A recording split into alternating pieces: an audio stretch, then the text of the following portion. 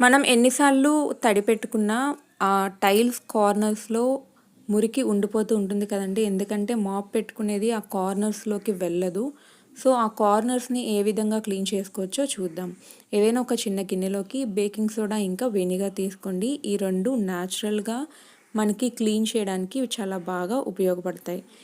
Baking soda, vinegar ఈ రెండిటిని బాగా మిక్స్ చేసుకొని ఏదైనా ఒక టూత్ బ్రష్ సహాయంతో ఆ కార్నర్స్‌కి ఒకసారి అప్లై చేసి జస్ట్ ఒక 5 మినిట్స్ అలాగే వదిలేయండి.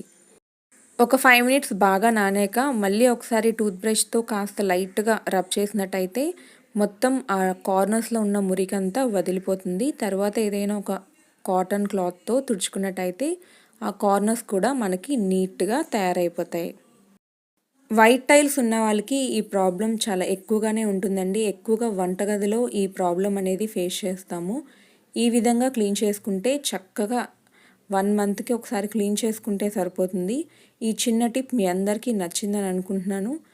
Thank you for watching this video. Please support and subscribe my channel.